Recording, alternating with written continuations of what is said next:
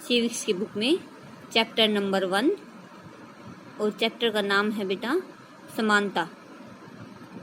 आज का हमारा टॉपिक है भारतीय लोकतंत्र में समानता। भारतीय संविधान देश के सभी नागरिकों को एक समान मानता है। इसका अर्थ है कि देश में व्यक्ति चाहे वे पुरुष हो या स्त्री, किसी भी धर्म, जाति, शैक्षिक या आर्थिक पृष्ठभूमि से संबंध रखते हों, वे सब समान माने जाएंगे। लेकिन इसके पश्चात भी हम यह नहीं कह सकते कि असमानता पूर्ण रूप से समाप्त हो गई है, यह खत्म नहीं हुई है। लेकिन फिर भी कम से कम भारतीय संविधान में तो सब व्यक्तियों की समानता के सिद्धांत को मान्य किया गया, यानी समानता के सिद्धांत को मान्यता दी गई है। जहां पहले दुर्व्यवहार और भेदभाव से लोगों की रक्षा करने के लिए कोई कानून नहीं था, जब लोगों के सम्मान तथा उनके समानता के व्यवहार को सुनिश्चित करने के लिए अनेक कानून मौजूद हैं। लेकिन क्या था बेटा, पहले कोई कानून, लोगों के साथ दुर्व्यवहार जो भेदभाव किया जाता था, इसको रोकने के लिए कोई कानून नहीं था। लेकिन अब क्या है, संविधान के द्वारा भारतीय संविधान में ऐसे अनेक कानून हैं जो दुर्व्यवहार और भेदभाव को रोकने के लिए बनाए गए हैं। समानता को स्थापित करने के लिए संविधान में जो प्रावधान सुनिश्चित है, उनमें से कुछ निम्नलिखित हैं। प्रथम, कानून की दृष्टि में हर व्यक्ति समान है। इसका तात्पर्य यह है कि प्रत्येक व्यक्ति को देश के राष्ट्रपति से लेकर कांता जैसी घरेलू नौकरानी तक सभी को एक ही जैसे कानून का पालन करना है। यानी क्या है बेटा, चाहे कितना ही गरीब आदमी हो या चाहे कितना ही अमीर हो, कानून सबके लिए क्या है, बराबर है। सभी को कानून का पालन करना है। दूसरा, किसी भी व्यक्ति के साथ उसके धर्म, वंश, जाति, जन्म स्थान और उसके पुरुष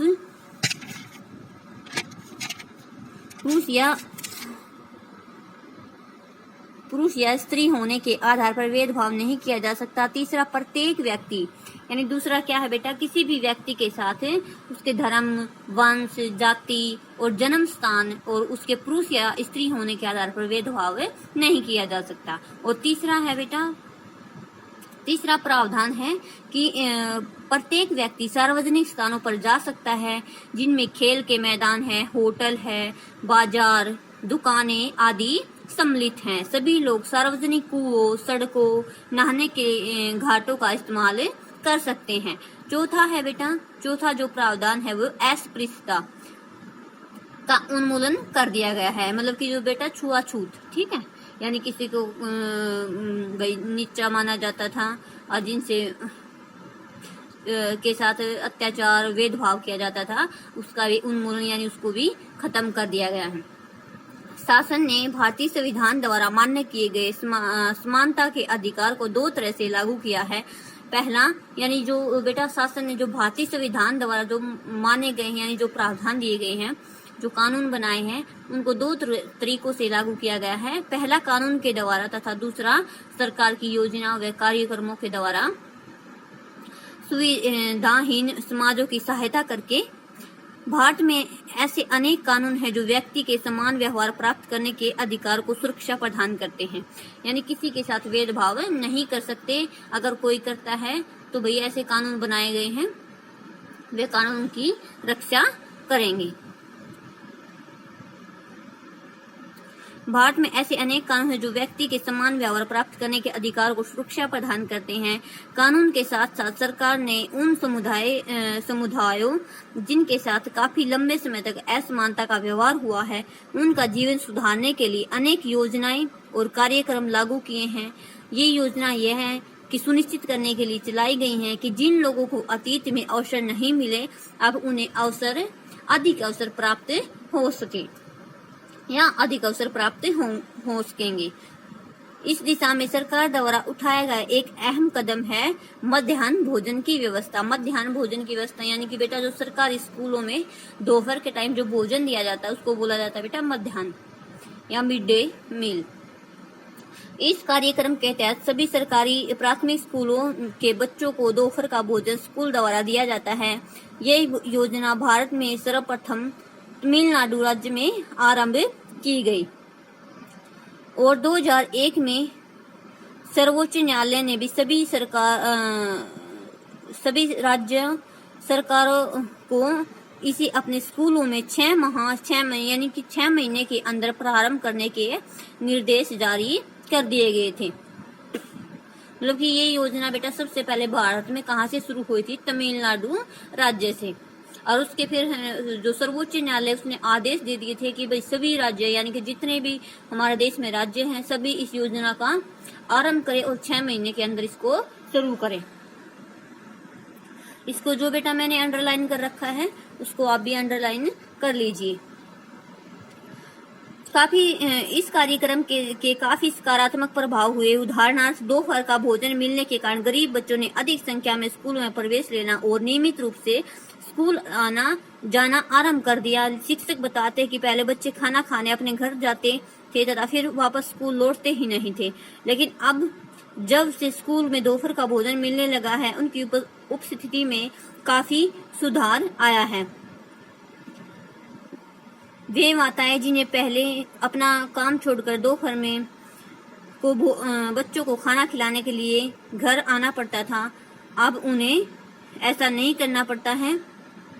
इस कार्यक्रम से जातिगत पूर्वाग्रह को कम करने में भी मदद मिली है, क्योंकि स्कूल में उच्च तथा निम्न जाति के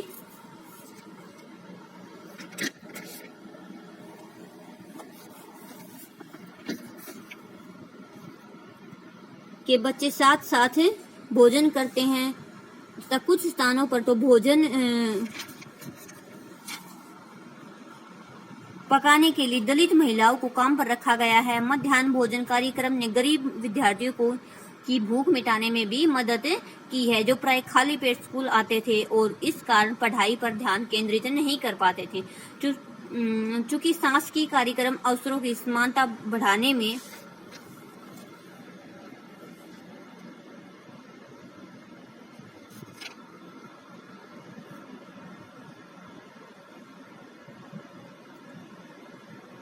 महत्वपूर्ण भूमिका अदा कर रहे हैं,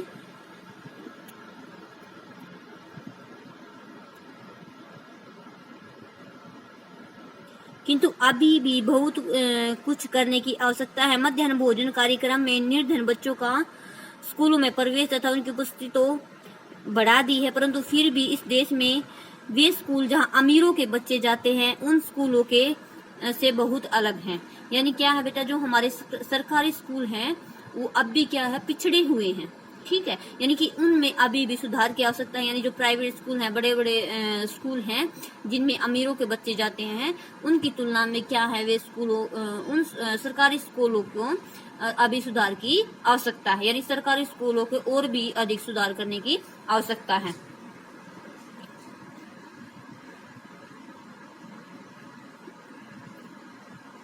जिनमें ओम प्रकाश वाल्मीकि जैसे दलित बच्चों के साथ असमानता और भेदभाव का व्यवहार किया जाता है। इन बच्चों को ऐसी असमान स्थितियों में धकेला जाता है और जहां उनके आत्मसम्मान की रक्षा नहीं हो पाती। ऐसा इसलिए है क्योंकि कानून बन जाने के पश्चात भी लोग उन्हें समान समझने से इनकार कर देते हैं। इसका मुख्य कारण है कि लोगों के दृष्टिकोण में बहुत धीरे धीरे बदलाव आता है। यद्यपि सभी लोग ये जानते हैं कि भेदभाव का व्यवहार कानून के विरुद्ध है, फिर भी वे धर्म, जाति और अपंगता, आर्थिक स्थिति तथा महिला होने के आधार पर लोगों पर असमानता का व्यवहार करते हैं। वर्तमान दृष्टिकोण में परिवर्तन तभी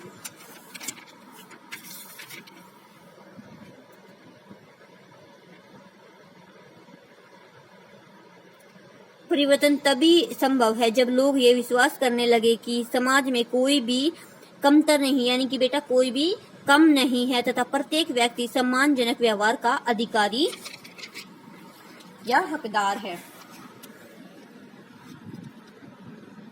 प्रजातंत्री समाज में समानता स्थापित करना एक सतत संघर्ष है जिनमें विभिन्न समाजों और व्यक्तियों को सहयोग देना है। इस पुस्तक में आप इसके बारे में विस्तृत रूप से अध्ययन करेंगे। ठीक है बेटा, आज हम इतना ही करेंगे, अगला टॉपिक हम कल करेंगे।